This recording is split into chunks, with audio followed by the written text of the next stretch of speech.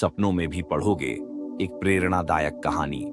राहुल एक साधारण सा लड़का था, लेकिन उसकी मेहनत और लगन असाधारण थी। वह एक छोटे से गांव में रहता था, जहां शिक्षा के साधन बहुत सीमित थे, परंतु उसके सपने बड़े थे। वह एक दिन एक बड़ा वैज्ञानिक बनना चाहता था। राहुल के परिवार की आर्थिक स्थिति ठीक नहीं थी। घर में बिजली भी हमेशा उपलब्ध नहीं रहती थी, लेकिन फिर भी उसने हार नहीं मानी। वह दिन में स्कूल जाता, शाम को खेतों में पिता का हाथ बटाता और रात में लालटेन की रोशनी में पढ़ाई करता।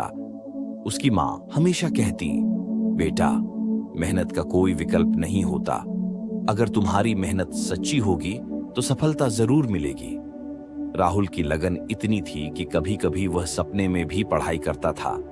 एक बार परीक्षा से पहले वह इतना मेहनत कर रहा था कि उसे लगा जैसे किताबों के पन्ने उसकी आंखों के सामने अपने आप खुल रहे हैं और उत्तर खुद ही याद हो रहे हैं।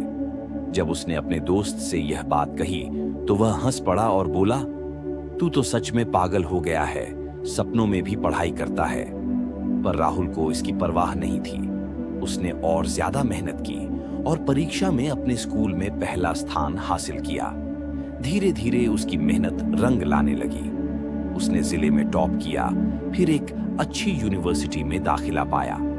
कई सालों की मेहनत के बाद वह एक प्रसिद्ध वैज्ञानिक बन गया। जब वह गांव लौटा तो सबको उस पर गर्व था।